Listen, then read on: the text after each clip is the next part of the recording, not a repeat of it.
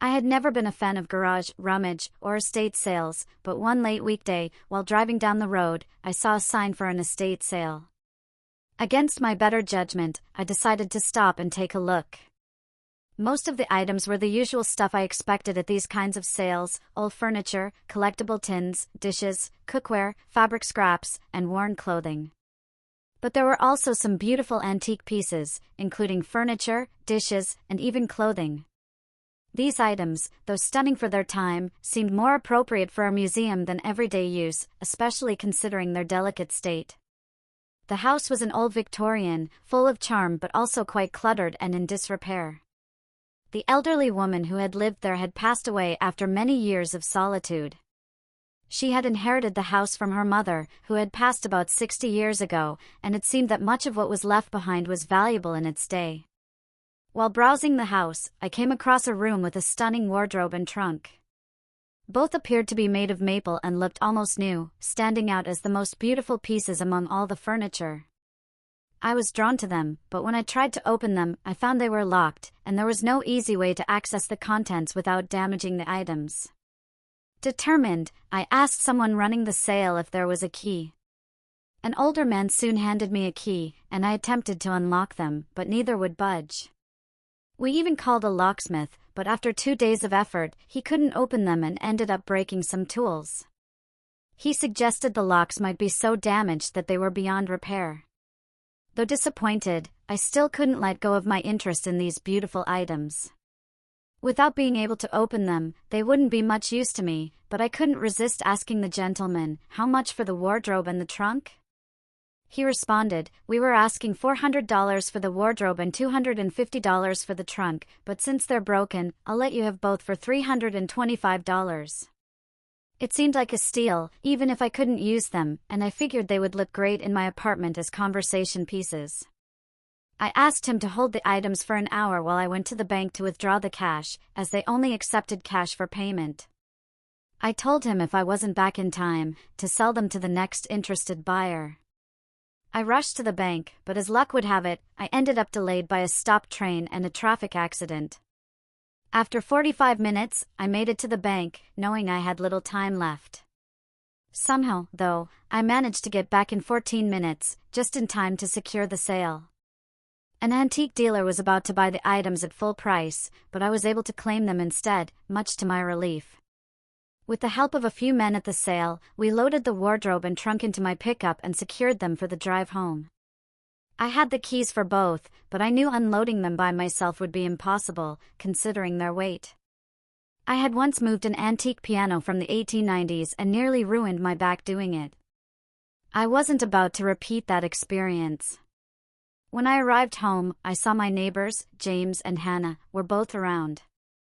James had a dolly, which would help a lot, and after some discussion, we decided to work together to get the items into my apartment. James wasn't very big, but he was strong, and Hannah, though not as strong, could still hold her own. The three of us managed to get the wardrobe and trunk into the apartment, though with their weight, they felt as though they were filled with bricks. Who knows, maybe they were. It wasn't long before we had the wardrobe in my bedroom and the captain's trunk at the foot of my bed. Both seemed to complement my four-poster bed perfectly, which could have easily been a canopy bed. My matching dresser drawers added to the charm of the room. I'm not usually into frilly things, but I had always felt something I couldn't quite explain. I had wondered if I had gender identity disorder, GID. At 43 years old, I often wished I had been born female, but I never acted on those feelings because I feared the rejection of my family. I had kept my emotions hidden, focusing on playing in metal bands instead.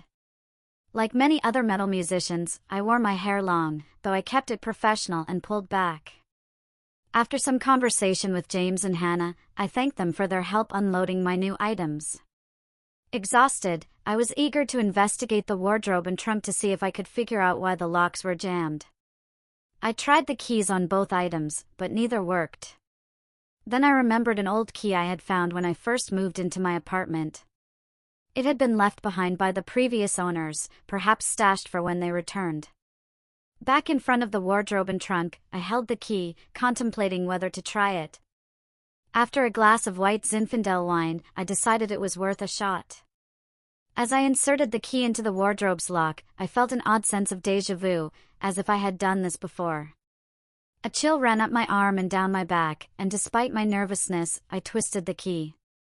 It resisted at first, but then, with a click, the lock gave way. My heart raced as I pulled open the wardrobe door. A sweet, floral scent filled the air, and I was stunned to find dozens of beautiful 1870s gowns, still in impeccable condition. I was in awe. There was even a locked drawer, which I unlocked with the same key. Inside, I discovered vintage jewelry, rubies, sapphires, pearls, and diamonds. I realized the worth of these items could be in the hundreds of thousands. Curious to see if the key would also open the captain's trunk, I tried it, and once again, I heard a click. Inside, the smell of cedar greeted me, and I found a collection of corsets and underpinnings, along with 1870s women's shoes. It seemed I had stumbled upon a treasure trove of mint-condition clothing and accessories, worth far more than I had paid for them. Though I had always thought I had GID and often wished to be female, I had never pursued transitioning. Instead, I had bought and purged clothing, as many with this disorder do. But now, looking at the beautiful gowns and delicate underpinnings, I felt a strong urge to try them on. Though I wasn't small enough to fit into most of the clothes, which seemed to be made for a young woman of about a size 4 or 6, the desire to wear them was overwhelming. I started with the items from the trunk, first the chemise, which surprisingly fit me perfectly. Next, I pulled on the silk stockings, enjoying how natural they felt against my skin. Then came the drawers, and though it was strange, I continued with the adventure. After dressing in these vintage items, I returned to the wardrobe and searched for the perfect gown. My eyes settled on an emerald green and black off-the-shoulder dress that seemed to capture the essence of femininity. It was stunning, and I couldn't help but imagine how it would catch the eye of any admirer. I put on the shoes next, not once thinking they wouldn't fit, but to my surprise, they did. Despite being a size 5, and my feet being much larger, they fit as if they were made just for me. I then slipped on the corset, tightening the strings myself. As I pulled it tighter, I noticed my shape starting to change. The more I tightened it, the more my figure seemed to shift into something more feminine. I couldn't stop, tightening it until I felt as though I might pass out. To my surprise, the corset even gave me a bit of cleavage. I had let my hair down from the ponytail I had it in, allowing it to fall naturally. Without a mirror, I couldn't see myself, but I imagined I probably looked a mess. After all, I was a large man squeezed into a small woman's clothes. I went back to the trunk and pulled out a bustle petticoat with eyelet trim. I slipped it on, pulling the drawstring tight around my now more feminine waist. I grabbed the green and black ball gown and slipped it over my head. To my amazement, it fit perfectly.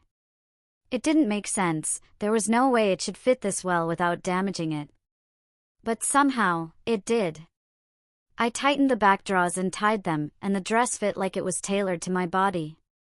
I was beginning to get excited about how I looked, but I decided to wait until I added some jewelry before checking myself out in the mirror. I found a stunning Victorian choker, covered in pearls. It was one of the most beautiful pieces I had seen, and it matched the dress perfectly. Next, I put on some teardrop pearl earrings, which slid easily into my ears. As I dug through another drawer, I found a pair of black elbow-length opera gloves. I pulled them on, marveling at how they made my arms look delicate and small. Then I found a gorgeous pearl bracelet that complemented the jewelry perfectly. I was starting to feel exhilarated, but I knew once I looked in the mirror, I'd see the man I had always been, not the woman I had always wanted to be. I noticed a set of pearl hair combs in the drawer and decided to give them a try. I pulled my hair up as best I could and inserted the combs, letting a few strands fall around my face and neck. I wondered how I must look, hoping no one would walk in and see me dressed this way. In the trunk, I found some powder and rouge. I carefully applied a little makeup, not wanting to overdo it, and soon I was nearly ready to look at myself in the mirror. Before I did, I found a beautiful lace fan in the wardrobe.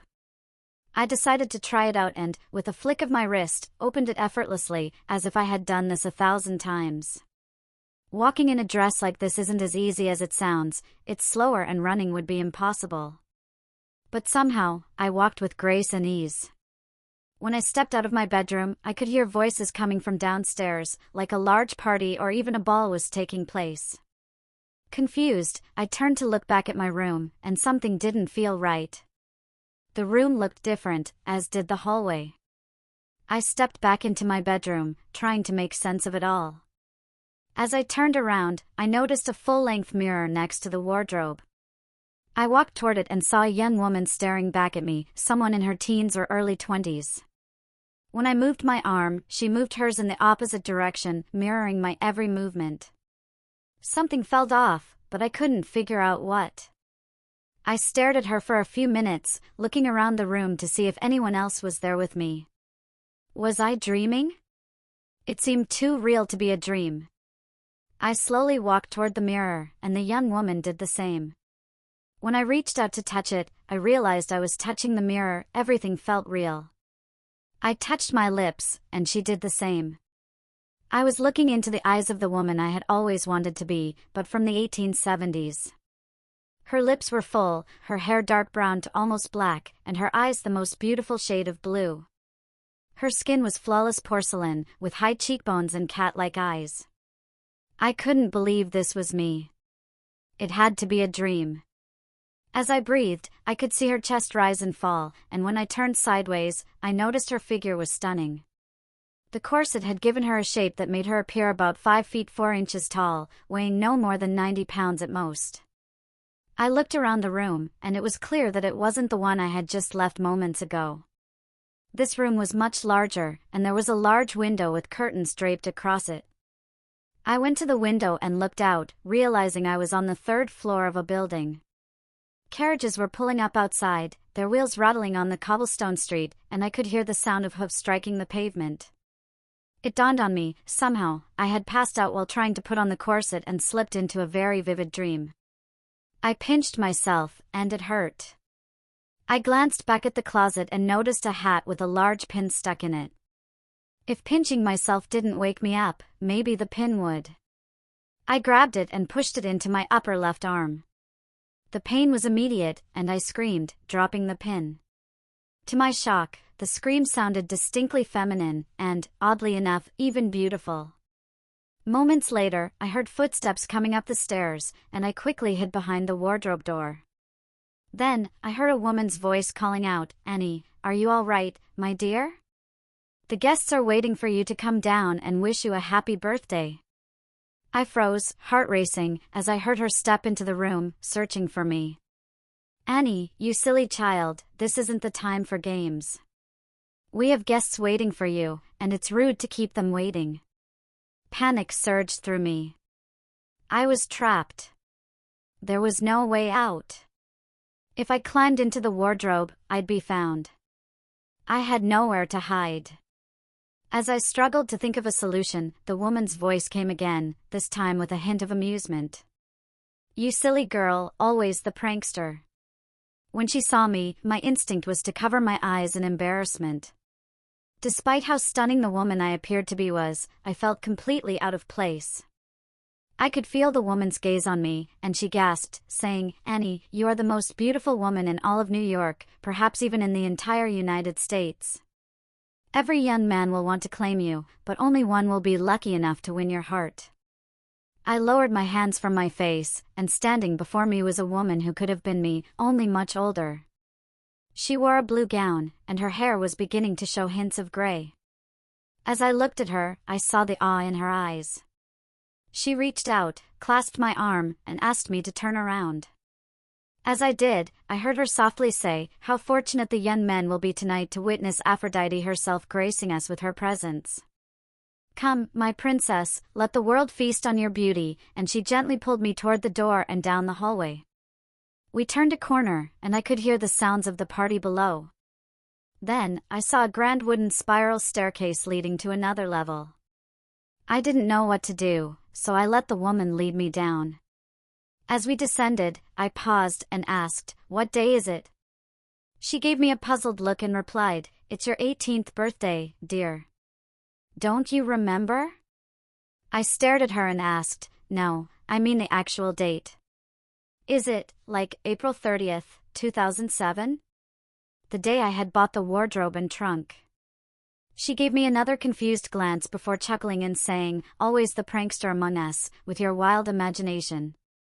"Why, dear, today is Friday, November 5th, 1875. It's your birthday, and we're celebrating. Are you feeling sick?"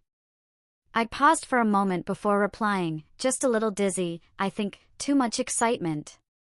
She smiled warmly, giving me a hug and a kiss on the cheek. "I understand, dear. It's a big day for us all. Your father has a huge surprise for you."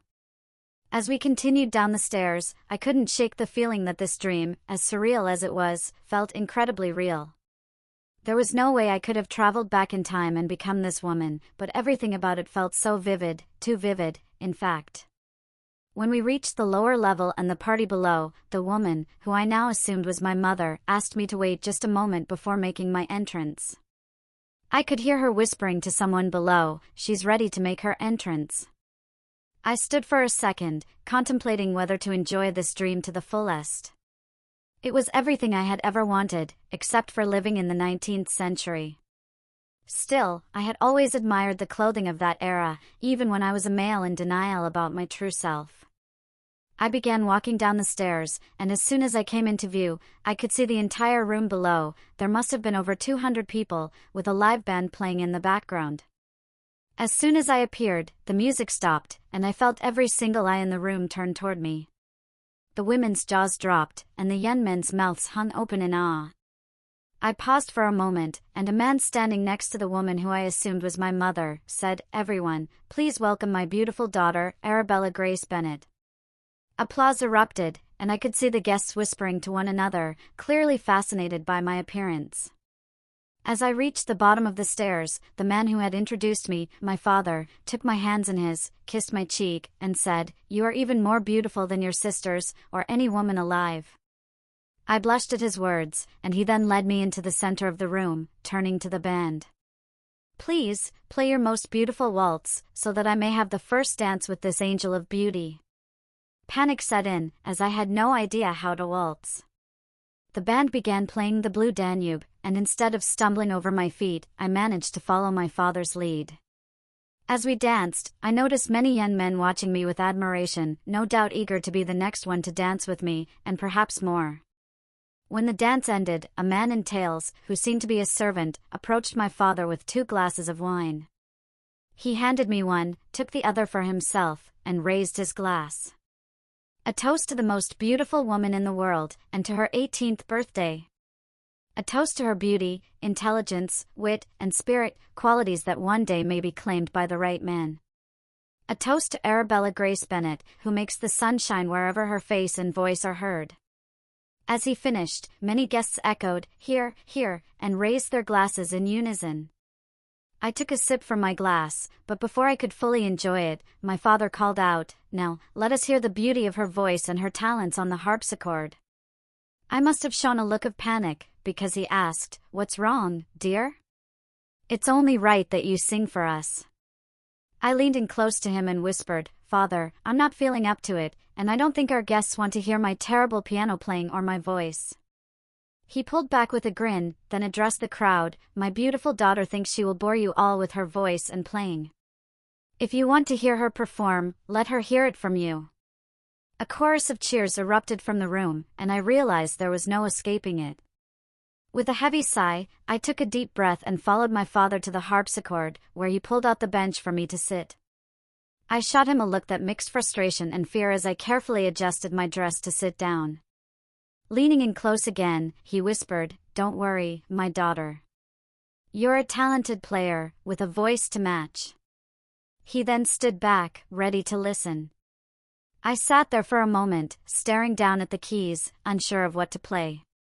My heart raced as panic started to take hold. I could play a bit of guitar, having performed in a few bar bands in my past, but my mind went blank.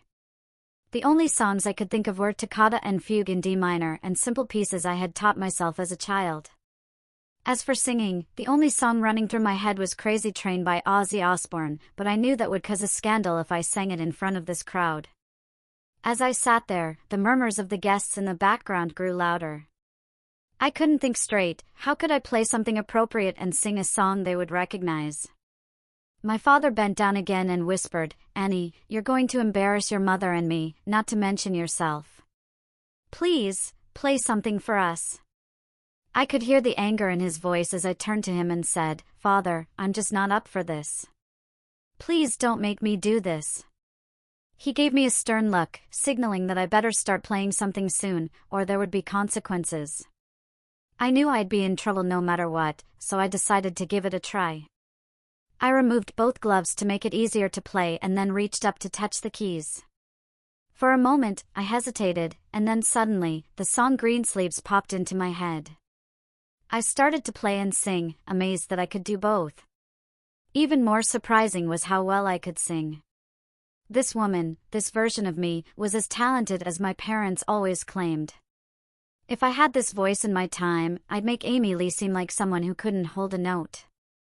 When I finished, the room erupted in applause. I glanced at my father to see if he was satisfied, and he was, applauding along with the crowd. I saw the look in his eyes. He wanted me to play more, but I shook my head and mouthed no to him. Some people were eager for another performance, but my father, seeing my refusal, said, "I think it's time we get back to dancing to celebrate." As I stood, I kissed him on the cheek and whispered in his ear, "Thank you, Father. I'm just not up to playing tonight. My head is spinning, and this excitement is all I can handle for now." He kissed me back on the cheek, and I slipped my gloves back on. He then escorted me to my mother and 4 other guests, 2 men and 2 women.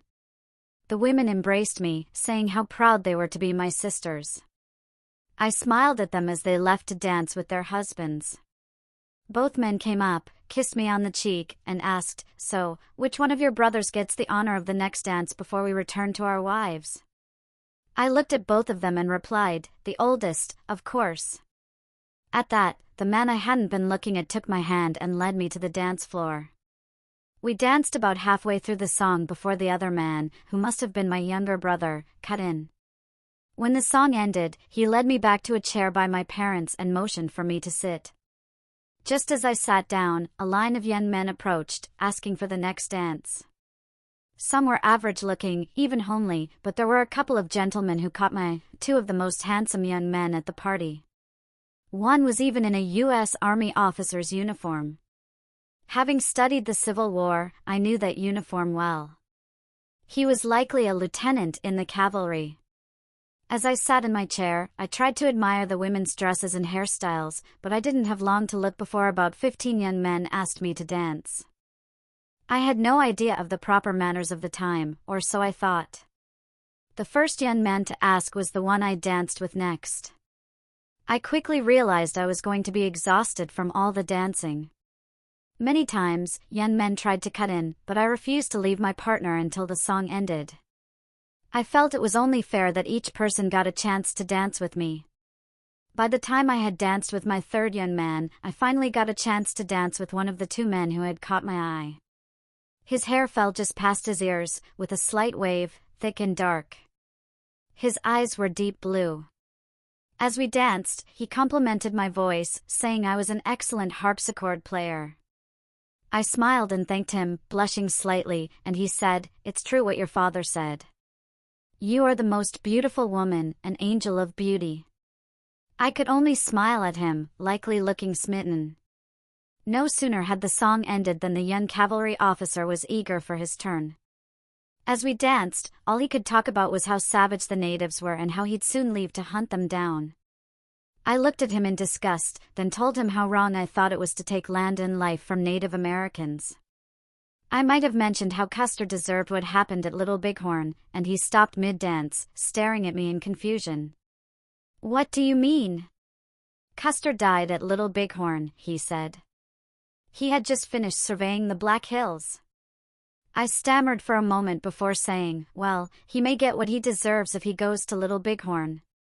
I spun around quickly, leaving him behind, just in time to see the last young man I had danced with shaking hands with my father, while my mother embraced him. I could see the smile on his face, though I couldn't quite make out what they had been talking about. As I walked over, he handed me a glass of wine, raised it, and said, "To Arabella Bennett, the most beautiful woman here tonight, and in all the world." Everyone raised their glasses and cheered, "Here, here." I couldn't help but smile at him, feeling overwhelmed by the attention. It was everything I had always dreamed of, being treated this way and looking as stunning as the woman I was in this body. It felt like an unbelievable dream that I didn't want to wake up from. I had just taken a sip of the wine when he gently took it from my grasp. Looking into my eyes, he kissed my right hand and then pulled me toward a large door at the back of the room. Curious and somewhat unsure, I followed him. It didn't take long to realize he was leading me into the family library, which would have made any small-town public library envious with its impressive collection. There was also a desk, a sofa, chairs, and a table. Once inside, he pulled me further into the room, closed the door behind us, and turned to face me. I felt almost hypnotized by his striking blue eyes and wavy brown hair. He was the definition of handsome, and even in his tuxedo and tails, his strong, fit build was undeniable. He stood nearly 6 feet tall, making him one of the taller men at the party. He took me in his arms and pulled me close, leaning in to kiss me on the lips. I was stunned at first, but it felt right. I had no idea who he was, at least my mind didn't, but I was certain this body knew. The kiss lingered until I pulled away, turning my head. I saw a puzzled look on his face, and he asked, "Do I offend you? Did I do something wrong?" I met his gaze and replied, "I'm just not sure I'm ready for that." He looked confused, but then, holding both my hands, he knelt before me. When I turned to meet his eyes again, he said, "Arabella Grace Bennett, I've wanted to ask this of you for a long time. From the moment I first saw you as a child, I knew you would be the one." My heart raced, and I felt like I was in shock, but I was captivated by his words. "Tonight, on your 18th birthday, I have gotten permission from your mother and father to ask for your hand in marriage." At that point, I don't remember anything else he said, as I suddenly backed away. The next thing I knew, I was in what I assumed was my bedroom, the one from earlier. Sunlight streamed through the large windows, and I could feel a cool compress on my forehead. As I opened my eyes, I heard my mother's voice, "You gave us a scare there, Annie. Are you feeling all right? The doctor has checked you over, and you're as healthy as can be." I turned my head and smiled at her. "I feel fine, Mother. I guess I just had too much excitement and wine last night, it caught up with me." She smiled back, removing the compress from my forehead. "William had taken you into the library, and it wasn't long before he came running out, saying you'd fainted. He said it happened just as he was asking for your hand in marriage." "Oh, Mother, I'm so sorry to worry you all," I said, reaching out to take her hand. "When I saw William, I stammered, talking to you and Father, and then he took me into the library. I had a feeling what he was up to. I guess the excitement was too much. I was beginning to wonder whether this was a dream or reality. Everything felt so clear, and my senses told me it was all real, not just my imagination. The touch, the smells, the sights, the sounds, and the taste, it all felt natural, like a life meant for me or one I was meant to live again. I had always believed in reincarnation, and even that I had lived in the 1870s as a woman, but this experience was more than I could have ever imagined. Living this life felt so natural. As I lay in bed, I tried to recall everything before this moment, but it was fading, becoming more vague and foggy. I looked at my mother and took her hand. "I'm so sorry I scared everyone last night and ruined the party. You and everyone were so wonderful, and I ruined it for everyone."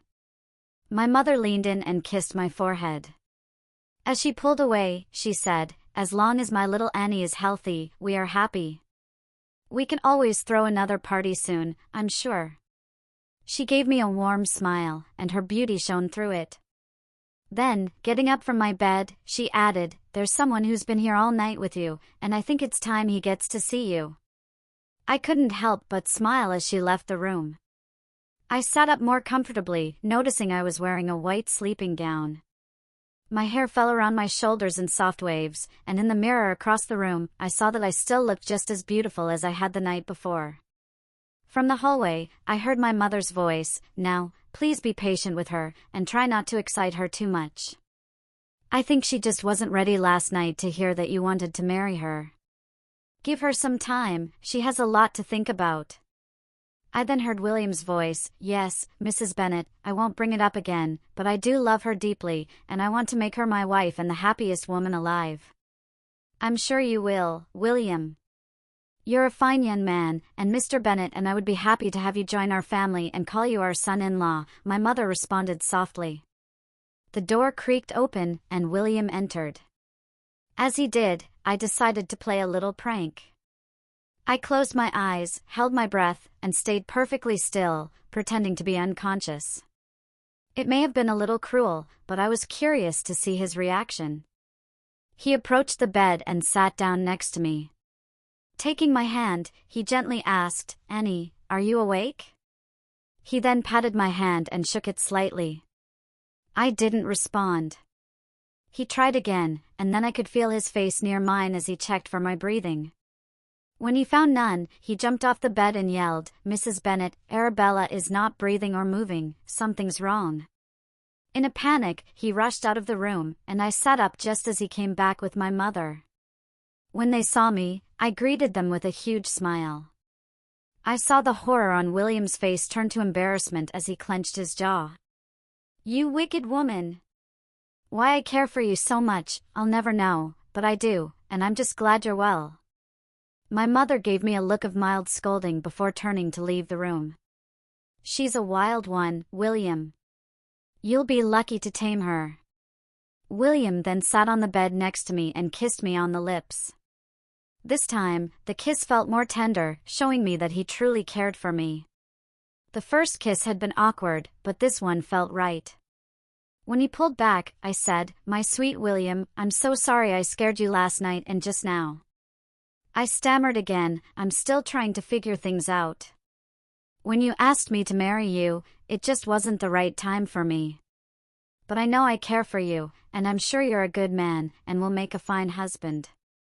I just need time to figure out my life before I can answer that question.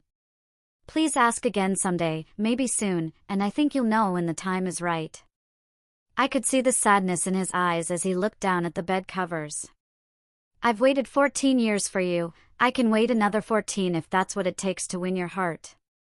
I smiled, squeezing his hand, feeling his sadness, but what I had said was true. I wasn't sure who I was or where I was, or what my life was truly about, even though I was starting to see flashes of myself as a little girl, pulling pranks and playing with a young William Anderson. This life was beginning to feel like it had been mine all along, and I was starting to embrace it fully. I pulled William in for a kiss and then said, "I need to rest a little, my knight. I'll speak to you soon. Don't worry, because I do care deeply for you, well, almost as much as I do for Philip." I teased him, smiling as the name and image of Philip popped into my head, the young cavalry officer I had gotten upset with the night before over his views on the natives. William looked at me with concern, and I returned a sly smile, teasing him, "Or do I?"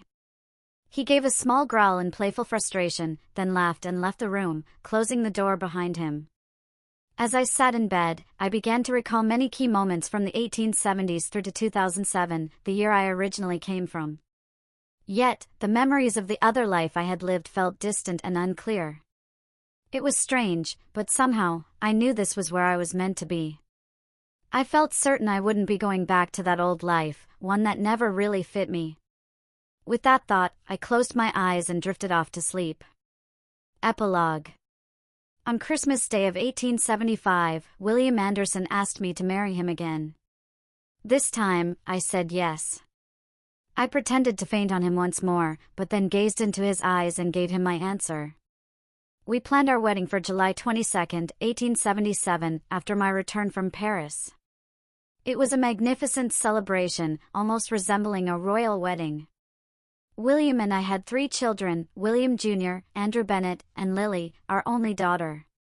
William died in World War I, Andrew passed away in 1952 of old age, and Lily lived to over 100, marrying a man and having many children. Her only daughter was the one from whom I had bought the trunk, and she was 90 years old. She was named after me, Arabella Grace, and left behind a large family of grandchildren. William and I traveled the world, amassing wealth from investments, and weathered the Great Depression with ease thanks to my insider knowledge. William passed away in the spring of 1942 at the age of 89, and I died just a few days later. But then, in 1963, I was reborn as one of Arabella Grace Bennett Anderson's great-grandchildren. This time, I was the young woman I had always been meant to be, and I looked just like my great-great-grandmother. It was with the purchase of the trunk and wardrobe that I unknowingly set in motion the reality that had been destined for me. Though it hadn't happened then, I secured the chest and wardrobe as part of my inheritance, having the clothing sealed and displayed in a museum, but not before having replicas made for my own personal collection and use. If you appreciated this story and wish to show your support, please consider leaving a like and subscribing to my channel.